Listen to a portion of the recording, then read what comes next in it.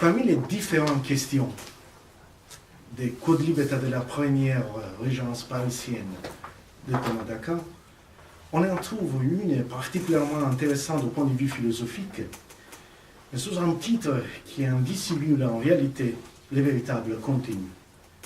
Il s'agit d'un bon exemple de comment un maître scolastique habile et bien préparé, et je crois que nous sommes d'accord sur le fait que Thomas d'Aquin était quand même habile et bien préparé, donc comment un maître scolastique habile et bien préparé est capable d'exploiter toute question soulevée par l'auditoire des disputes quodlibétiques, même si apparemment bizarre ou improbable, pour la plier à ses propres exigences didactiques et scientifiques. La formulation de cette question au milieu de cet article, il s'agit du premier article de la première question de Quodlibet 8, de Pâques 1257, récite à la lettre les nombres 6, selon lesquels on dit que toutes les créatures furent réalisées. Merci. Est-il créateur ou créature? La référence est évidemment aux 6 jours de la création selon les récits de la Genèse, et plus précisément à l'exégèse qu'en avait proposé saint Augustin dans les De Genesis. Mais en réalité, l'article est pourtant une bonne occasion de reprendre et réorganiser la doctrine avicénienne de l'indifférence des essences qu'il avait déjà utilisée dès le début de sa production dans les De Ente et Essentia. À ma connaissance, il s'agit d'un article, d'une question quodlibétique qui n'a jamais vraiment fait l'objet d'une attention particulière de la part des interprètes de Thomas. Je connais simplement 2 exceptions, c'est-à-dire l'article de Wilhelmsen et un article très important par George Pline. Ce que je voudrais faire aujourd'hui, c'est rappeler d'abord les traits essentiels de l'arrière-plan avicénienne dans laquelle se situe la réponse de Thomas à la question proposée, pour considérer ensuite la réformulation thomasienne de cette doctrine et proposer enfin de brèves remarques conclusives. La théorie avicénienne de l'indifférence des essences est très bien connue, et je mis donc ici, comme je viens de le dire, à rappeler les éléments fondamentaux nécessaires pour comprendre la question de Thomas. En développant une intuition déjà présente chez Alexandre d'Aphrodise, comme l'a très bien montré Alain de Libera, notamment dans l'art des généralités, Avicenne fonde son traité des universaux dans le 5e livre de sa métaphysique, c'est-à-dire l'Iyayat du Kitab Ashifa, du livre de la guérison, sur la distinction entre l'universel et ce dont s'accompagne l'universalité. Le premier de ces 2 aspects, l'universel, est défini par Avicenne comme l'intention, qui rien n'empêche de prédiquer d'une pluralité. Cette pluralité pourra en fait être purement théorique, à moins qu'il soit impossible de montrer le contraire. Le deuxième aspect, c'est dont s'accompagne l'universalité, est une autre intention qu'Avicenne, dans l'un des passages les plus cités de sa métaphysique, décrit principalement de façon négative. En elle-même, elle n'est ni universelle ni particulière, mais seulement elle-même. Comme Avicenne prend soin de le clarifier, cette thèse n'implique pas qu'une telle intention possède une existence séparée, telle que les formes platoniciennes, ou troisième, à la façon de Frege ou Meinung, irréductible soit à celle des concepts universels dans notre esprit, soit à celle des individus qui existent dans la réalité physique. Au contraire, l'essence existe toujours au moins dans l'une de ces conditions. Mais peut-être, comme nous le verrons, faudra-t-il ajouter encore une modalité différente d'existence. Sans toutefois que celle-ci, ces conditions d'existence, déterminent ou modifient son contenu. En d'autres termes, les types d'existence, quelle que soit la forme d'existence, ne rentrent jamais dans l'essence ou dans la définition de quelque chose. Avicenne parvient ainsi à distinguer 3 mots différents de considérer une essence ou une nature.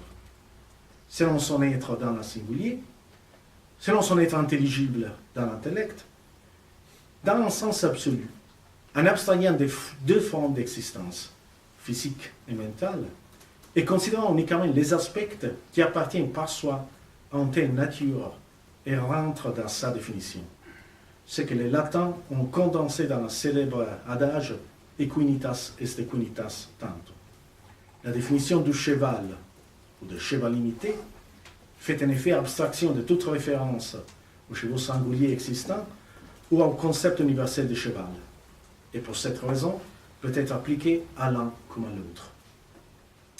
On a souvent objecté qu'Avicenne ne clarifie pas vraiment le statut de l'essence indifférent, laissant le champ ouvert à une ambiguïté structurelle entre la possibilité d'une interprétation ontologique, c'est-à-dire l'essence neutre ou absolue, et en constituant une partie, un constituant ontologique des choses, et c'est d'une interprétation purement gnoséologique, noétique, c'est-à-dire l'essence absolue n'est également qu'une notion qui diffère de l'universel dans la mesure où elle est considérée avec précision indépendamment de l'universalité, et donc de la possibilité d'être prédiquée d'une multitude. Bien que le vocabulaire avicennien soit effectivement ambigu, parfois l'essence indifférente est qualifiée comme partie de l'essence existante au niveau physique ou mental, il me semble qu'on peut soutenir que l'essence absolue représente pour les philosophes perses les résultats d'une opération noétique. Une opération que, de manière anachronique, nous pourrions appeler analyse intentionnelle ou séparation eidétique, et qui consiste dans les processus par lesquels une quiddité réellement indivisible peut être disséquée, isolant les diverses intentions, donc les différents contenus quidditatifs, qui la constituent. J'ai essayé d'examiner cette opération dans d'autres circonstances et je me limite donc aujourd'hui à rappeler son implication la plus importante. La doctrine de l'indifférence des essences a une portée fortement anti-platonicienne qui émerge encore avec une grande clarté dans le livre 7 de la métaphysique d'Avicenne. Le rôle de platonicienne est en général de remplacer ce que nous avons appelé une séparation eidétique par une séparation ontologique, réelle, ou pour le dire de manière plus précise et technique, de renverser les jugements exprimés par négation simple ou plate dans des jugements exprimés en forme métathétique, dans lesquels la négation s'inverse dans l'affirmation, et donc dans la position d'une réalité séparée. Pour reprendre l'exemple d'Avicenne, la première opération, ce que j'ai appelé la séparation eidétique, considère un contenu, par exemple, animal, sans considérer les autres conditions, bien que celles-ci l'accompagnent. Dans la formulation efficace de la Vicenda Latinus, animal, ex hoc quod est animal per se, sine conditione alterius. L'autre, la séparation des platoniciennes, considère un contenu à condition qu'il n'y ait rien d'autre. Animal, ex quod est animal per se, cum conditione non re alterius. Conduisant ainsi en existence séparée, illusoire. La contribution que cette approche peut apporter à la question des universaux est claire. Comme l'a montré Alain de Libera, elle offre l'extraordinaire avantage de préserver la fonction éponyme des formes platoniciennes, renonçant à la séparation des formes elles-mêmes et à tous les inconvénients que cette hypothèse produit. Mais où s'enracinent, pour ainsi dire, les essences, si elles n'existent pas séparément et ne sont pas simplement le résultat de l'abstraction du particulier sensible? Quelle est l'origine des essences, ou pour mieux dire de l'essence prise au sens neutre ou absolu? La réponse d'Avicenne fait appel à l'exemplarisme. C'est un passage connu, je m'excuse si je propose ma propre traduction. L'animal pris avec ses accidents, c'est concomitant, est en effet l'état physique, tandis que l'animal qui est pris en lui-même est la nature dont l'existence est dite antérieure, de la même antériorité que l'exemple a par rapport au composé, à l'existence de l'animal physique. Et cet animal pris en soi est celui dont l'existence est déterminée comme existence divine, parce que la raison de son existence en tant qu'animal est la providence de Dieu, le plus haut, alors que le fait qu'il soit avec une matière et avec quelques accidents, et qu'il soit cet individu, même si c'est toujours par la providence de Dieu le plus haut, dépend plutôt de la nature particulière. Or, si une telle existence divine qui sépare les essences réellement actualisables de celles auxquelles ne peut appartenir aucune existence physique ou mentale n'est pas, comme on l'a vu, une existence séparée des types platoniciennes, elle doit seulement être comprise comme concevabilité de la part de la science divine, ou peut-être, conformément à la cosmologie avicénienne, de la part de la 10e intelligence, les données des formes, les data forma ou Moher Bassur. Cette solution pourrait être interprétée de deux manières. En premier lieu, en ce sens que l'essence n'a pas seulement trois considérations possibles, absolues, possédant une existence particulière et ayant une existence universelle, mais quatre, distinguant la considération de l'essence comme ayant une existence divine de celle de l'essence absolue. Ou, c'est la deuxième possibilité, dans le sens que l'essence s'accompagne de trois et non de deux types d'existence, particulière, universelle, divine. Les résultats ne changent pas vraiment beaucoup. L'essence peut s'accompagner de trois formes différentes d'existence et elle ne peut pas ne pas accompagner d'au moins l'une d'entre elles, et elle possède donc en ligne de principe au moins quatre considérations différentes. Avicenne pourtant ne semble pas s'arrêter sur l'ordre des rapports entre ces différentes intentions ou considérations. C'est justement ce que Thomas d'Aquin essaie de faire dans le premier article de la première question de Quodlibet 8.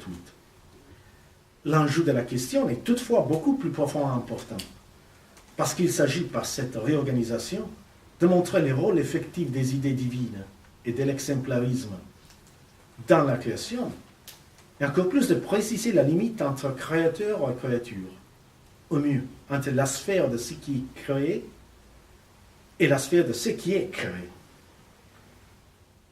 Ce qui frappe dans l'article, c'est le glissement immédiat d'une formulation dans les arguments initiaux qui est authentiquement et strictement augustinienne, à un dispositif théorique qui est par contre justement avicénien. Les arguments annoncés pour soutenir que le nombre 6 est créateur proviennent tous de la doctrine augustinienne des rationes éternes et en particulier du Degen Siadlita. C'est dans ce texte que Augustin affirme en effet: nous ne devons pas dire que le nombre 6 est parfait parce que Dieu a achevé tous ses ouvrages en 6 jours. Loin de là, Dieu a achevé tous ses ouvrages en 6 jours parce que le nombre 6 est parfait. Supprimer le monde, ce nombre resterait également parfait. S'il n'était pas parfait, le monde qui reproduit les mêmes rapports n'aurait plus la même perfection. Donc, la première ratio citée par Thomas en faveur de la nature créatrice du nombre 6 se réfère justement à ces passages pour proposer une sorte d'argument de suppression. Si toute créature est supprimée, écrit Thomas d'Aquin, il ne reste de perfection que dans les créatures. Or, si toute créature créée par les œuvres des 6 jours est enlevée, la perfection du nombre 6 demeure. En outre, comme le déclare le troisième argument, tout ce qui dure plus longtemps que la créature n'est pas créé. Or, le nombre 6 dure plus longtemps que le ciel et la terre, qui semblent pourtant être les créatures les plus durables. Il s'agit d'une nouvelle référence au Degen Siadlita, et précisément au passage dans lequel Augustin affirme que le ciel et la terre construits sous le type du nombre 6 passeront avant que la somme de ces parties aliquotes cesse de lui être égale. Cela semble montrer de nouveau que le nombre 6 n'est donc pas créature, mais créateur. On pourrait objecter qu'Augustin, parlant du nombre 6, se réfère à l'idée du nombre 6 qui est dans l'intellect divin. Dans ce cas, ce qu'on dit du nombre 6 pourrait être attribué aussi bien à l'idée de Pierre. Enlevant toutes les créatures, n'est pas seulement la perfection du nombre 6 qui demeure, mais également celle de l'idée de Pierre. Le nombre 6 n'aurait donc pas en cela de prééminence sur la pierre, ce qui semble pourtant aller contre l'intention d'Augustin. C'est le deuxième argument quotique dans l'édition lyonine du Quodlibet, mais je crois qu'il s'agit plutôt d'un argument contre. Et surtout, toujours dans les commentaires littéraires sur la Genèse, Augustin affirme de manière explicite que le nombre 6 est parfait par le fait qu'il est complété par ses parties. Mais la perfection du Créateur n'est pas faite de parties, et il n'y a en lui rien qui est des parties. Donc, en tant qu'il s'opposait à la simplicité divine, il faut considérer le nombre 6 non comme créature, mais comme créature.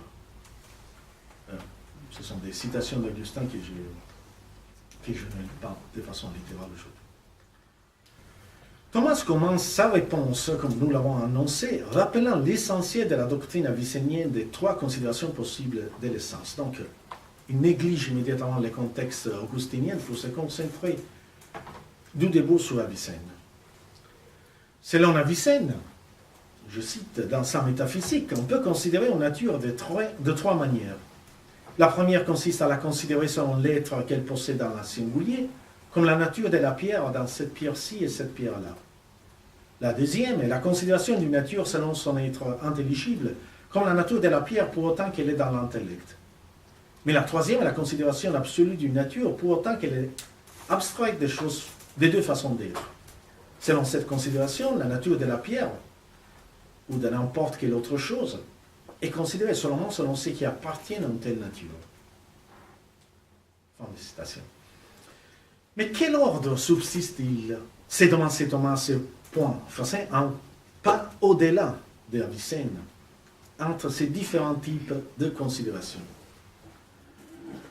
2 d'entre eux, dans ces considérations, se trouvent dans un ordre déterminé.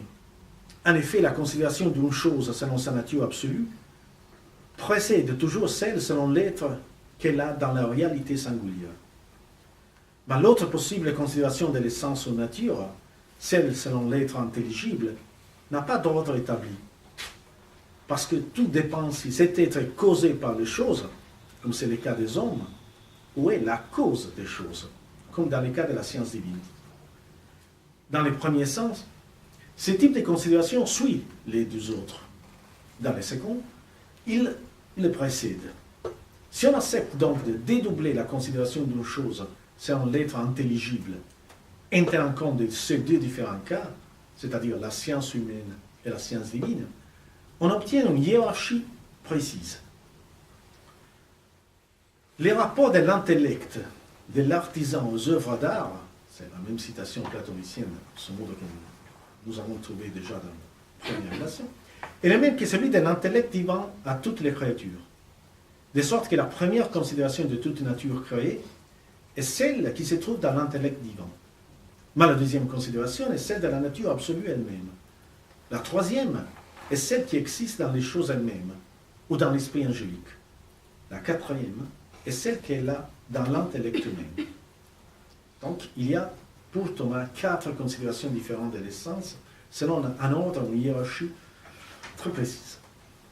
Or, l'importance de cette réorganisation réside dans le fait qu'Avicenne avait laissé dans l'ambiguïté, comme nous l'avons dit, ce point essentiel, c'est-à-dire la question de savoir si la considération absolue des natures coïncide avec l'être intelligible dont elle bénéficierait dans l'intellect divin ou dans son intelligence séparée, le donneur des fonds, ou si au contraire, elle est irréductible à toute forme d'existence physique ou mentale, incluant dans cette dernière catégorie celle qui est possédée dans un intellect divin. En effet, bien qu'Avicenne ne semble pas donner une réponse explicite au problème, une interprétation cohérente de la doctrine de l'indifférence des essences pourrait présupposer que la considération absolue ne puisse pas être placée dans la dépendance ou forme d'existence mentale, pour le simple fait que le cœur de cette doctrine prévoit que la considération absolue n'implique pas, à son tour, un type d'existence, mais que toute nature puisse être pensée indépendamment de la forme d'existence qui l'accompagne, bien qu'étant toujours accompagnée au moins par une forme d'existence, physique ou mentale. Le cas de l'intellection divine, donc de l'existence divine des essences, semble cependant représenter une exception, et une exception décisive à ce sujet. L'enjeu de la question, qui passionnera ou tourmentera tous les lecteurs latins d'Avicenne, est en effet celui de préciser ce qui constitue en soi la nature purement qualitative, absolue d'une chose, l'être essentiel d'une chose, l'esse essentia, selon la formulation ensuite imposée par Henri Degan. Les faces, c'est-à-dire qu'un triangle soit un triangle et une pierre en pierre.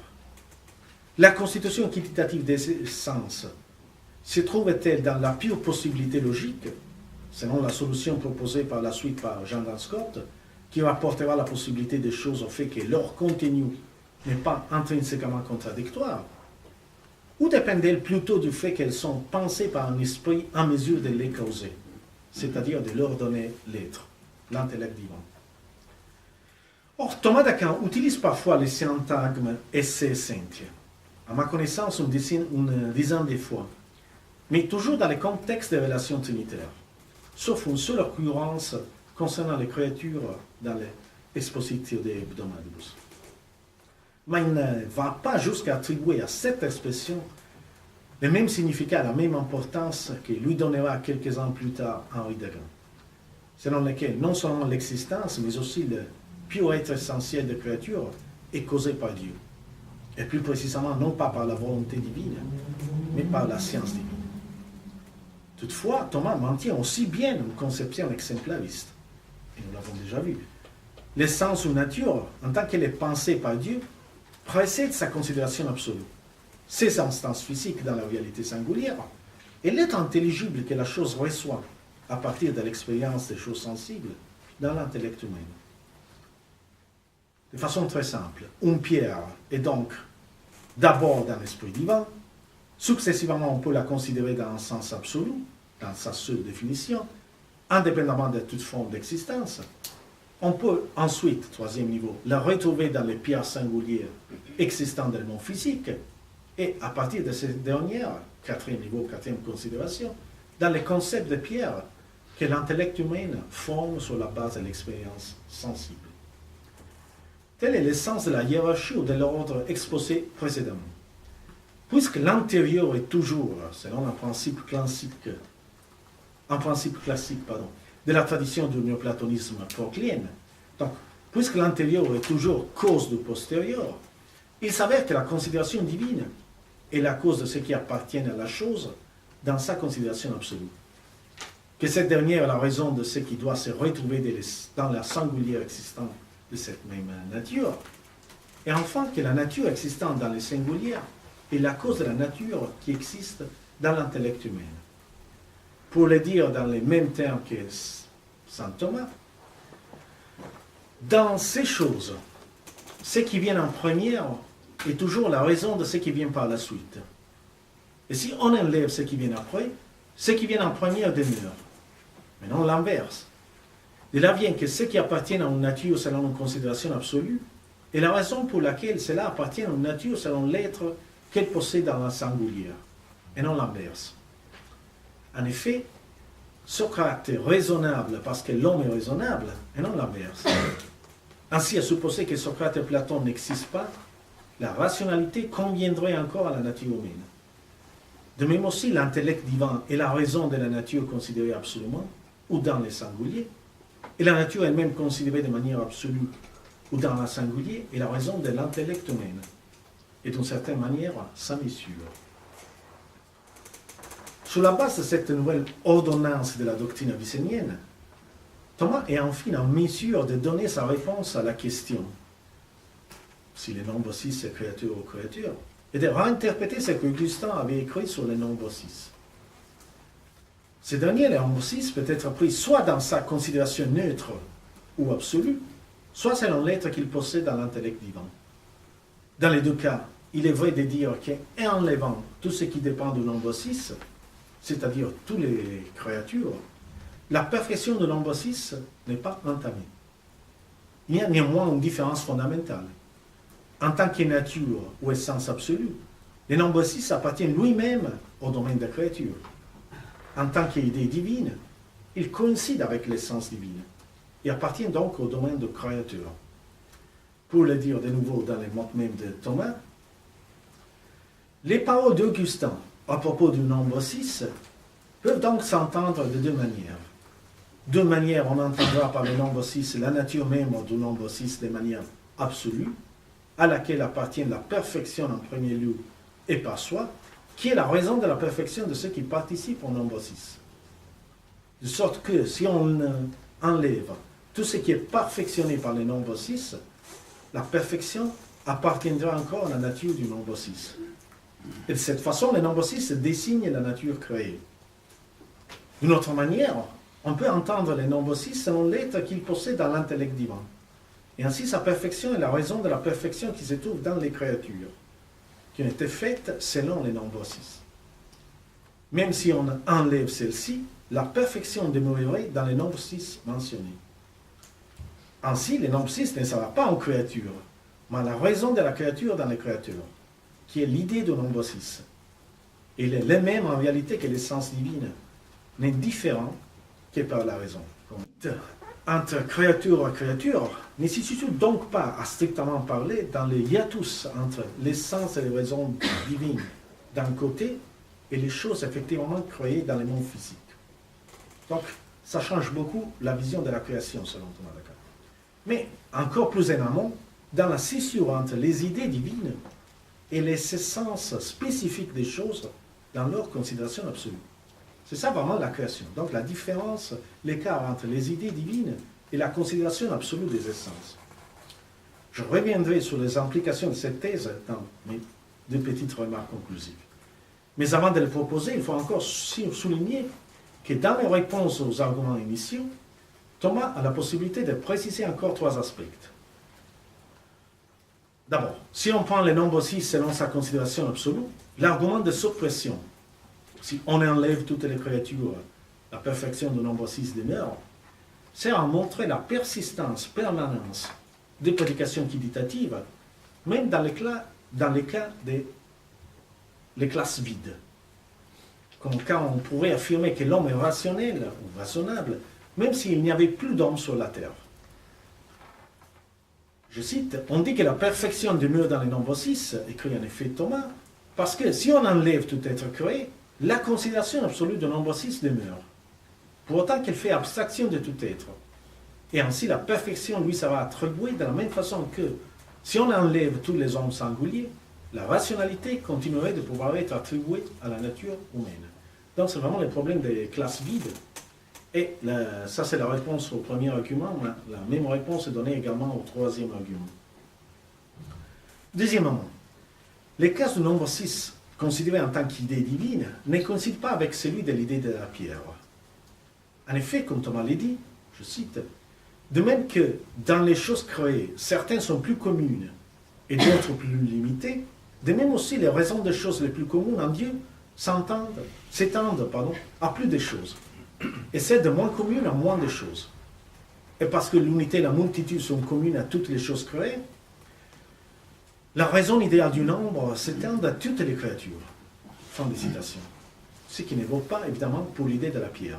Donc, évidemment, les statuts du nombre 6 liés à l'idée de la création est tout à fait différent par rapport à les statuts de l'idée de la pierre. Troisièmement, et enfin, Dieu ne possède pas des parties, et c'est la réponse à l'argument contre, ni ne peut exister en lui quelque chose qui est des parties.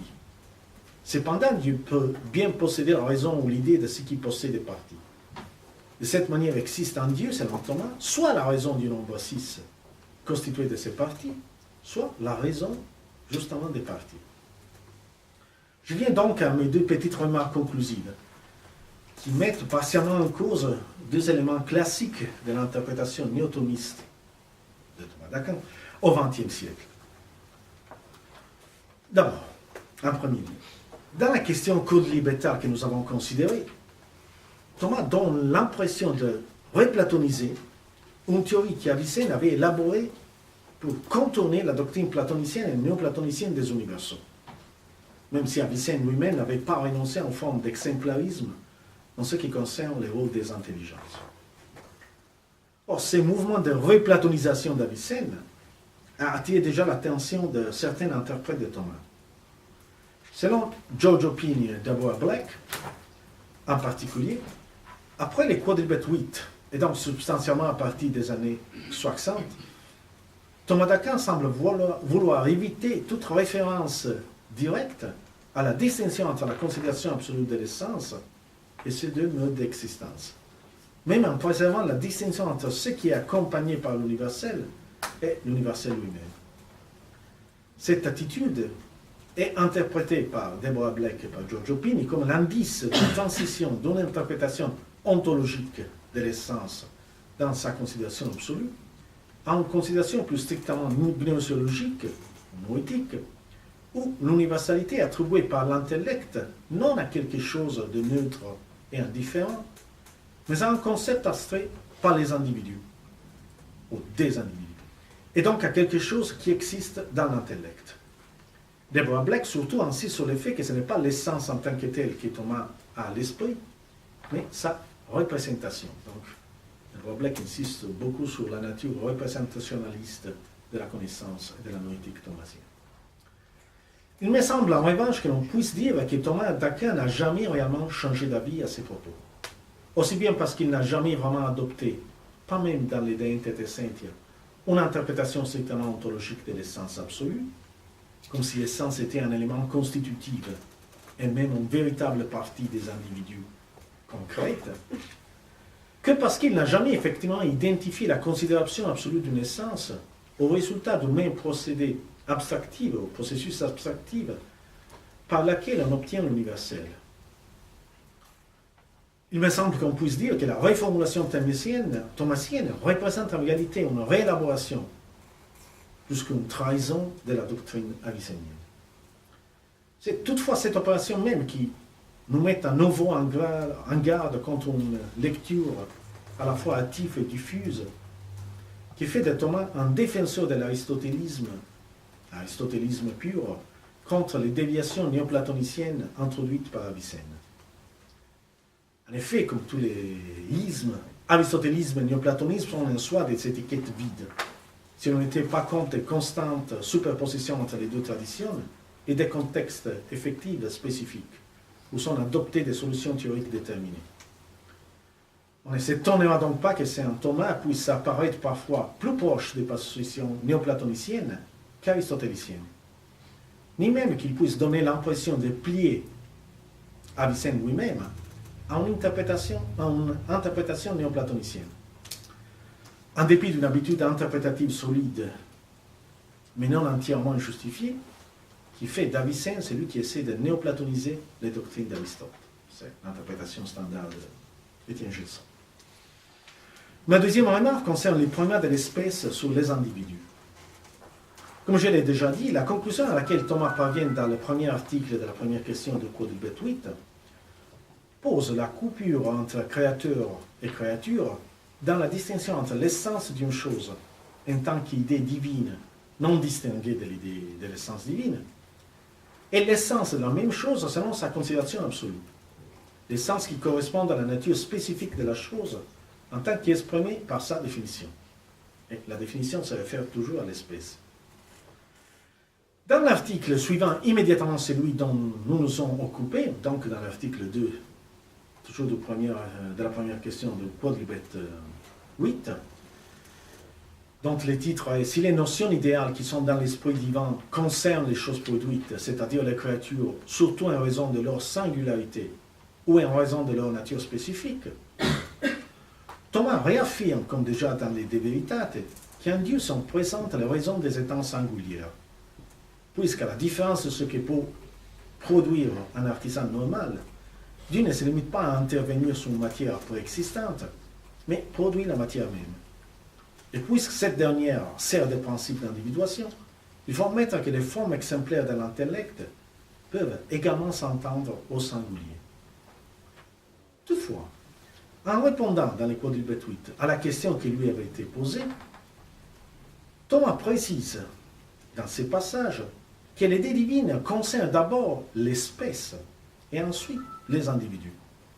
Il est en effet normal que tout agent qui agit en vue d'une fin tend vers ce qui est le plus parfait.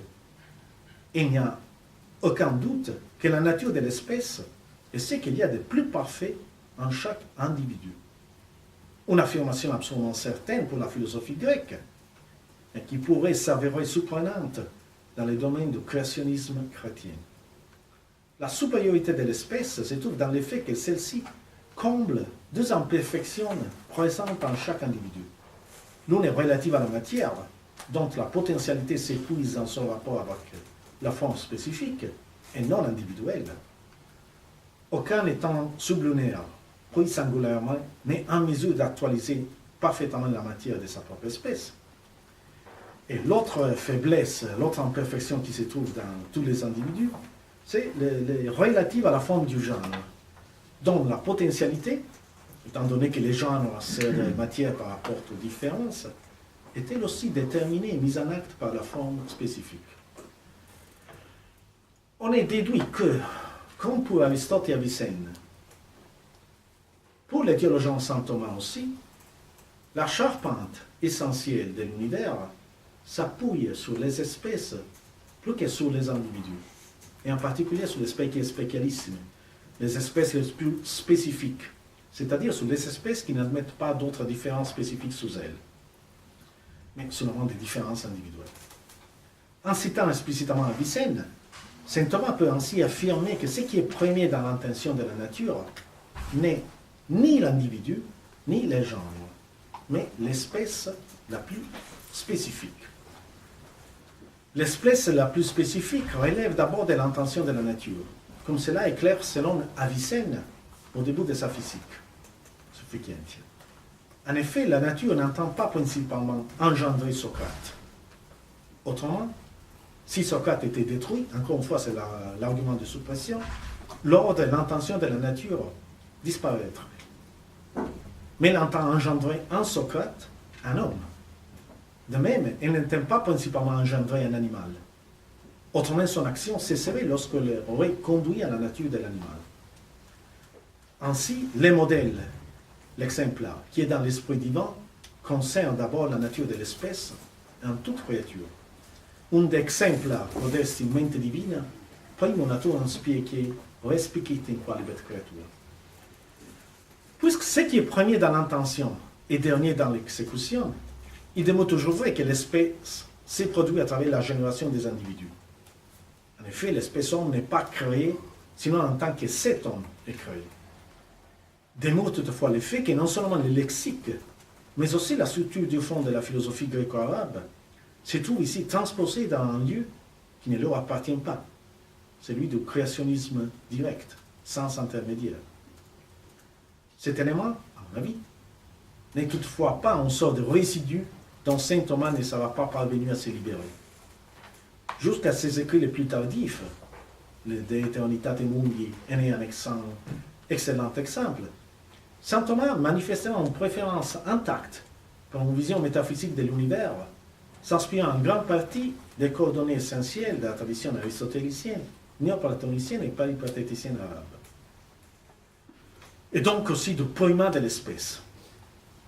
Il faut retrouver chez Thomas l'attention aux singularités et aux personnes dans un autre domaine, celui de la morale et de la théologie de la grâce. Que, en revanche, la métaphysique même de Thomas d'Aquin donne une priorité absolue aux existences individuelles est, à mon avis, en grande partie une invention du newtonisme du XXe siècle. Pour amorcer peut-être, et comme je ne suis pas très bon en mathématiques, je n'ai pas très bien compris pourquoi c'est le chiffre 6 qui a été choisi et qu'est-ce qui fait sa perfection particulière. C'est le récit de la Genèse, évidemment. C'est les 6 jours de la création. Mais Augustin avait essayé de montrer que ce n'est pas par hasard qu'on a choisi 6 jours, mais par contre, c'est justement parce que le nombre 6 en soi est le plus parfait des nombres que Dieu a fait toutes les choses dans 6 jours. Donc ça, c'est la solution proposée par Augustin dans les De Genesiat Vita. Ce qui pose évidemment beaucoup de problèmes, c'est-à-dire, est-ce qu'il y a des vérités mathématiques, pour utiliser un problème à la Descartes, qui sont indépendants, pour ainsi dire, des perfections mathématiques indépendantes de l'intellect du Dieu.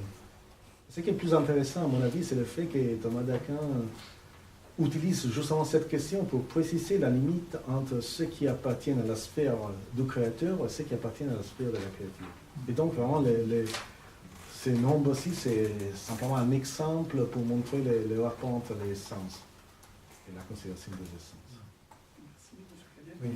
Alors, j'ai bien compris que le genre quodlibétique permet d'en énoncer des questions à certains vagues, mais moi, ce que je ne comprends pas, c'est attribuer à un nombre le fait d'être créateur. Que ce nombre soit dans l'entendement divin, il existe peut-être, mais en quel cas 5 existe autant dans l'entendement divin que 5. Mais qu'est-ce que ça veut dire qu'un nombre serait créateur? Parce que l'opération créatrice, on l'attribue à un agent. Alors qu'est-ce que ça veut dire qu'un nombre serait un agent? Oui, c'est toujours l'exégèse d'Augustin qui pose ici problème. C'est Augustin qui dit de façon explicite que toutes les choses ont été accomplies, pour ainsi dire, ont été produites, faites par le nombre 6. Non pas seulement à travers le nombre 6, pour ainsi dire, mais justement par le nombre 6, en tant que le nombre 6 coïncide évidemment avec une ratio éterne en Dieu, et donc coïncide de façon secondaire, selon une distinction de raison, avec l'essence divine. Et c'est pour ça qu'il faut dire, mais alors, on peut reformuler le titre de la question de cette manière.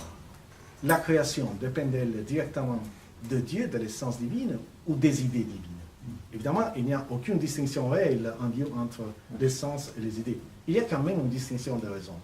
Et c'est justement sur cette petite différence entre l'essence divine et les idées divines, donc le nombre 6, c'est simplement un modèle, un exemple pour indiquer les idées divines. C'est pour ça qu'on fait le problème, mais l'idée du nombre est la même chose de l'idée de la pierre. Mais, alors, c'est l'idée qui produit les choses, ou c'est plutôt l'essence divine directement? Et quel est l'enjeu caché de cette question? C'est le fait qu'évidemment, par exemple, à partir d'Henri Degas, les idées divines gagnent de façon progressive une certaine autonomie par rapport à l'essence divine.